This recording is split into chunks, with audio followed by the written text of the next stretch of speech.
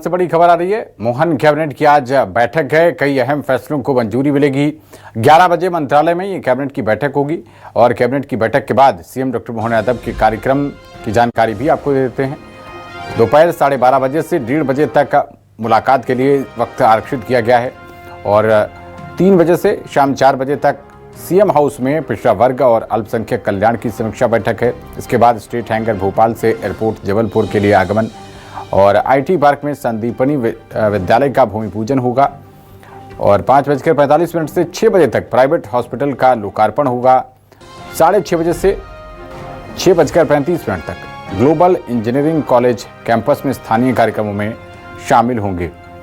मुख्यमंत्री डॉक्टर मोहन यादव रात 8 बजे एयरपोर्ट जबलपुर से स्टेट हैंगर भोपाल वापस आगमन होगा मुख्यमंत्री डॉक्टर मोहन यादव का। तो आज सीएम के कार्यक्रमों की ये रूपरेखा आपकी स्क्रीन पर है। मिनट टू मिनट कार्यक्रम आपको मुख्यमंत्री का दिखा रहे हैं।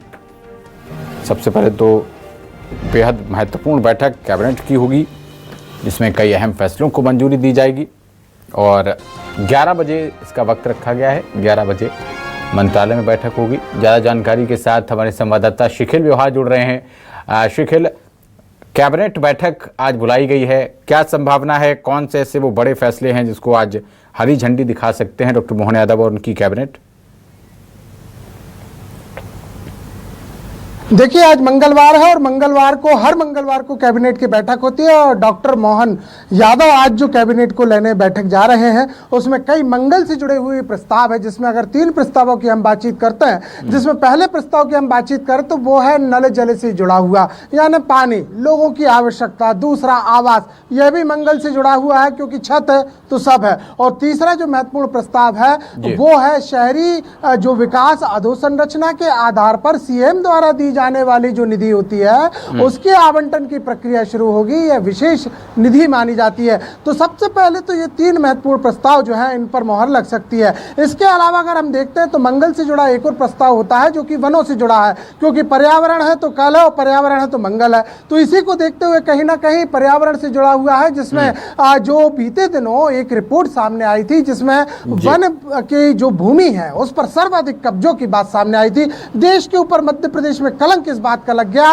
कि सबसे ज्यादा बाघ हमारे पास है, उसके बाद भी सबसे ज्यादा पूरे देश भर में वनों पर अगर कब्जे हैं तो वो मध्य प्रदेश में है। आज इस चीज को लेकर बैठक में इस बात को रखा जाएगा कि इन प्रस्तावों यानी जो जंगलों के ऊपर जो अवैध कब्जे, अतिक्रमण, जो निर्माण जिस प्रकार से हुए हैं वो चाहे जमीनी स्तर के हो या रसूखदारों के हो, उन्हें हटाया जाना चाहिए। इस संबंध में भी जो है बातचीत जो है वो करने वाले हैं। इसके अलावा देखा जाए तो मंगल से जुड़ा एक और प्रस्ताव आता है, वो है नवीनीकरण ऊर्जा का, यानी कि जिस प्रकार से जो पूरे विश्व भर में बातचीत की जा रही है कि कहीं ना कहीं सौर ऊर्जा को बढ़ावा दिया जाए। मध्य प्रदेश की हालत इसमें थोड़ी सी खस्ता जरूर नजर आती है क्योंकि कोयले के जिस प्रकार से जो कमियां चल रही हैं उसके चलते बहुत कुछ सियासत बीते सालों में हम देखते हुए आ रहे हैं। लिहाजा नवीनीकरण ऊर्जा के ऊपर पूरा ध्यान सरकार का नजर आता है। इससे जुड़े हुए भी प्रस्ताव आ रहे हैं। ऐसा प्रस्ताव जो है उसकी जानकारी है कि 400 वर्ग फीट से के नीचे के जो प्लॉट है उनमें भी अब जो है सौर ऊर्जा के लिए कहीं ना कहीं सब्सिडी का आधार होगी।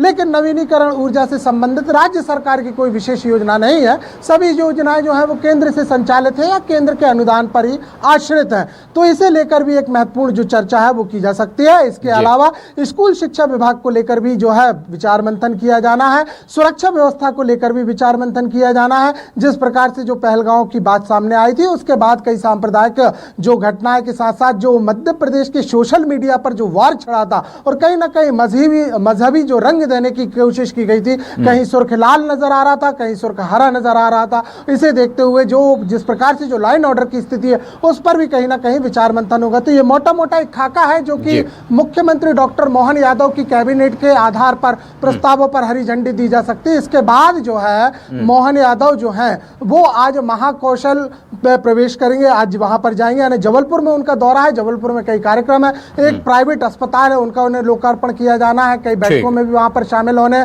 कई कार्यक्रम, कई भूमि पूजन जो है वो किए जाने हैं। तो कई सौगातों का दिन है, व्यस्ततम व्यस्त आज मुख्यमंत्री डॉक्टर मोहन यादव का शेड्यूल है। ठीक है शिखिल, आप इन महत्वपूर्ण कार्यक्रमों पर नजर बनाए रखिएगा। बहुत शुक्रिया इस अहम जानकारी के लिए आपका। और वहीं उज्जैन में सिंहस्थ की तैयारियों को लेकर सीएम ने बैठक की। सीएम मोहन यादव ने तैयारियों को लेकर अफसरों से चर्चा की और समीक्षा बैठक में धार्मिक पर्यटन के विकास को लेकर जोर दिया गया। कलेक्टर ने विभागवार अब तक की योजनाओं की जानकारी दी और सीएम ने काम को तय सीमा में पूरा करने के निर्देश दिए। मुख्यमंत्री ने कहा कि सिंहस्थ न केवल धार्मिक आस्था का पर्व है बल्कि इस क्षेत्र के सर्वांगीण विकास का भी माध्यम बनेगा। वहीं सांसद अनिल फिरोजिया, संभाग आयुक्त भी इस समीक्षा बैठक में शामिल हुए। मेलाधिकारी आशीष सिंह और कलेक्टर रोशन सिंह सहित कई अधिकारी इस दौरान बैठक में मौजूद रहे।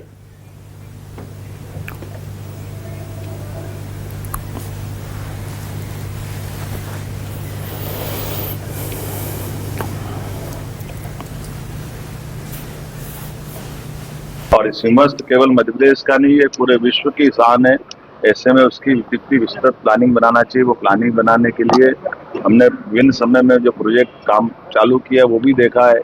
जिन कामों को कंप्लीट करते जा रहे हैं उसका हिसाब रखते हुए भी भविष्य में इस आयोजन के माध्यम से हमारा धार्मिक पर्यटन भी बढ़े, कई कारणों से इकोनॉमी की दृष्टि से भी मध्य प्रदेश समृद्ध हो, हमारे सभी विकास कार्यों से लंबे समय तक सबको लाभ मिले।